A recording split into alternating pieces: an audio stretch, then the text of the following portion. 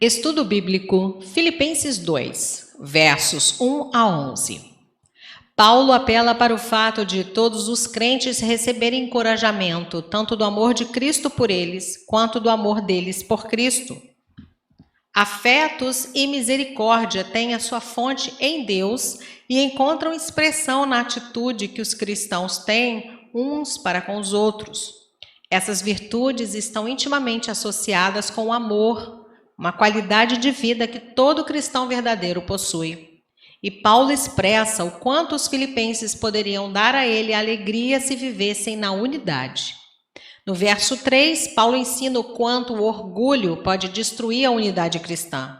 O orgulho coloca um cristão acima de outros e, portanto, promove conflitos em vez de harmonia nos relacionamentos pessoais. Em contraste, a humildade coloca o cristão numa posição de serviço, com uma preocupação pelas necessidades e pelos interesses dos outros. E o maior exemplo de humildade foi dado por Jesus. A expressão forma de Deus aponta para a divindade de Jesus Cristo e o verbo subsistindo indica não somente a existência, mas também a posse dessa condição. Cristo possui a divindade, uma divindade a qual ele não renunciou se tornar homem. Jesus não se apegou à glória do seu estado celestial de maneira egoísta, mas, em vez disso, esvaziou-se. Ele não se esvaziou dos seus atributos divinos, mas ele se entregou totalmente à sua condição de homem. Cristo tomou a forma de um servo sem abandonar a forma de Deus. Nesse estado encarnado, ele não abandonou, mas, ao contrário, ele manifestou a essência do caráter de Deus. Quando Jesus assumiu a forma de servo, ele expressou sua voluntariedade de se privar de sua glória, revelando-se por meio de sua humanidade. Ele se esvaziou e se humilhou como homem, mas permaneceu um ser celestial. Cada ato aconteceu pelo livre exercício da própria vontade de Cristo.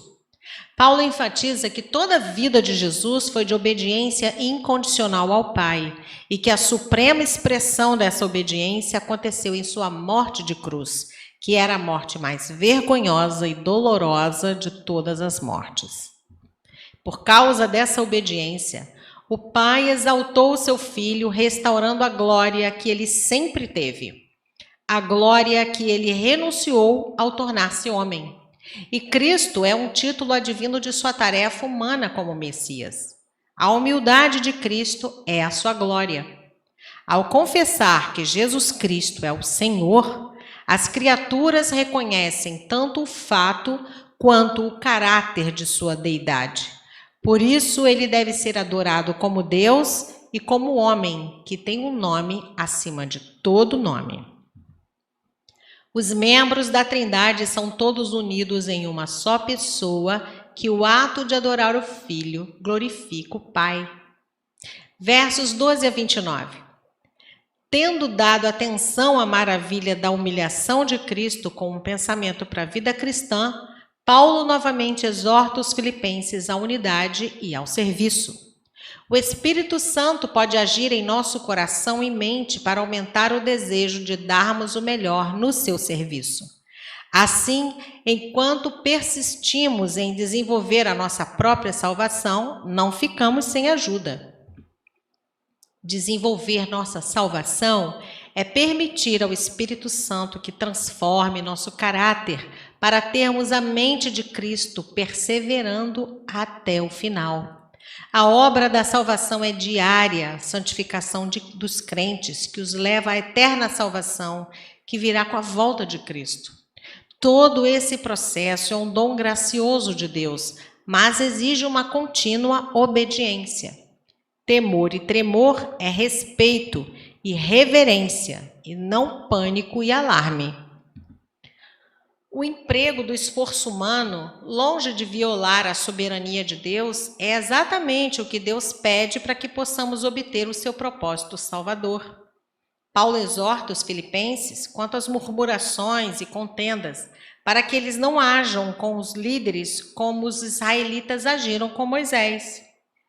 No verso 15, Paulo descreve a qualidade de vida requerida dos filhos de Deus, porque eles irão resplandecer como luzeiros do mundo, em total contraste com a geração pervertida e corrupta dos seus contemporâneos.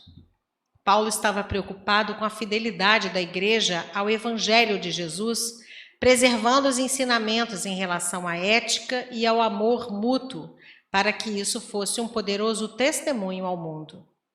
Paulo, no verso 17, não se refere aos sofrimentos que estava vivendo naquele momento, mas ao provável martírio a que ele poderia ser submetido. O sofrimento em si não é prazeroso, mas Paulo encontrava razões para ter alegria mesmo em meio a sofrimentos e perseguições. Assim deveria ser com os filipenses e assim deve ser conosco.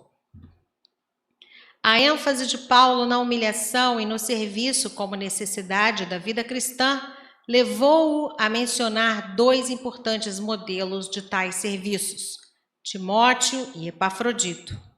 A vida de Timóteo era um modelo da humildade para a qual Paulo havia chamado a atenção de seus leitores, assim como uma imagem da humilhação do próprio Cristo. E Epafrodito era um companheiro de trabalho de Paulo, muito devotado, e assim como Timóteo, digno de honra. Ele era um servo obediente a Cristo e trabalhava em prol de outros crentes. Epafrodito estava mais preocupado com os filipenses pelo fato deles estarem entristecidos pelas notícias de sua doença do que ele mesmo estava com seu estado de saúde. E Paulo considerava a sua atitude como um exemplo de serviço e humildade cristãos.